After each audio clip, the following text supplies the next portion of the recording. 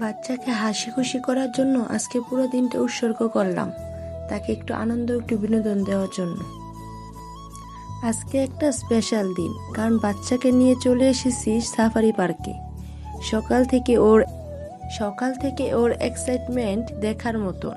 বারবার জিজ্ঞেস করতেছে, মা আমরা কি সত্যি সিংহ দেখব, আমরা কি সত্যি বাঘমামা দেখব। আমরাও ভাবলাম মোবাইল আর ইউটিউব ছেড়ে আজকে ওকে একটু বাস্তব জগৎ দেখাই, যেখানে বইয়ের পশু পাখিগুলো সামনে থেকে দেখা যায়। পার্কে ঢুকতেই চারপাশে এত সবুজ, একটা অন্যরকম শান্তি লাগে।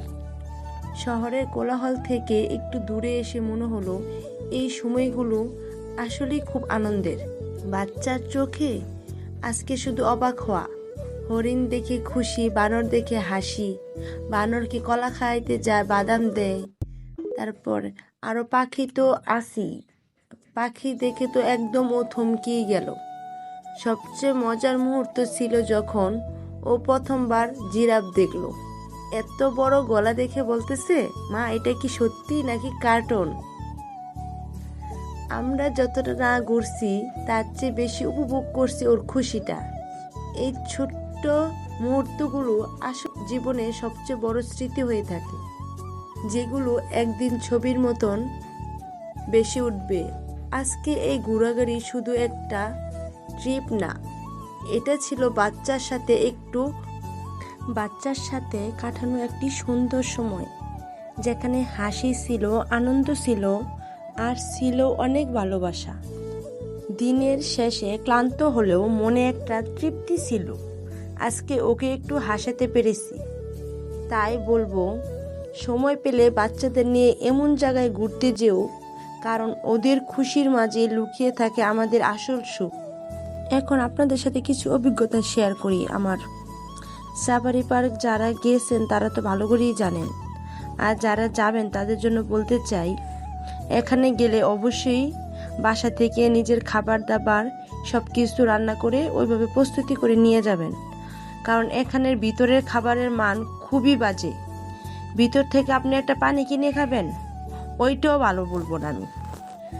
আর দামের কথা আর কি বলবো, দ্বিগুণ। তাদের ভিতরের পরিবেশটা আরেকটু ভালো হওয়া উচিত ছিল। চারপাশে প্রচুর নোংরা, মনে হয় বছরও তারা পরিষ্কার করে কিনা সন্দেহ আছে। আর পশু পাখিগুলোকেও ঠিকঠাক মতন মনে হয় না খাবার দেয়। প্রত্যেকটা পশু পাখির অবস্থায় নাজেহাল, আর প্রতিটা জায়গায় জায়গায় হয়রানি ভোগ করতে হয় তাদের।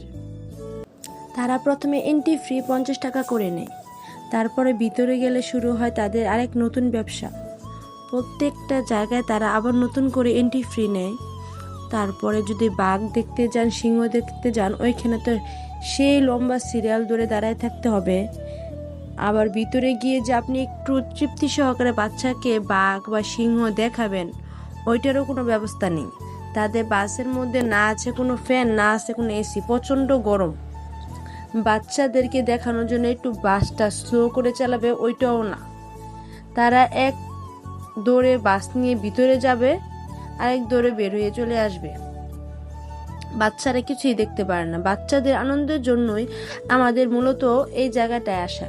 যদি আমরা বাচ্চাদেরকে আনন্দ দিতে না পারি, তাহলে আমাদের এখানে এসে লাভ কি? তাই বলবো, যারা বাচ্চাদেরকে দেখাতে যেতে চান বা আনন্দ দিতে চান, তারা এখানে না গিয়ে চিড়িয়াখানা থেকে ঘুরে আসবেন, তাও অনেক ভালো। কারণ এখানে গেলে বাচ্চারা পরিপূর্ণভাবে কোনো পশু পাখি ভালো করে কাছ থেকে দেখতে পারে না, আর সাথে নানান ধরনের হয়রানির ভোগান্তি ভোগ করতে হয়। সব মিলিয়ে সাফারি পার্কে আজকে সারাদিনই আমার ঘোরার অভিজ্ঞতা ছিল খুবই বাজে। যদি কেউ বাচ্চা কাচ্চা নিয়ে ঘুরতে যেতে চায়, তাহলে আমি বলবো এখানে না যাওয়াই উত্তম। তাদের ভিতরের পরিবেশটা আরেকটু ভালো হওয়া উচিত ছিল। সারাদিন ঘোরার পরে আমার অবস্থা ছিল বেহাল, সেটা নাই বলি। আপনারা যারা যারা সাফারি পার্কে ঘুরতে গেছেন, আপনাদের অভিজ্ঞতা শেয়ার করে জানাবেন।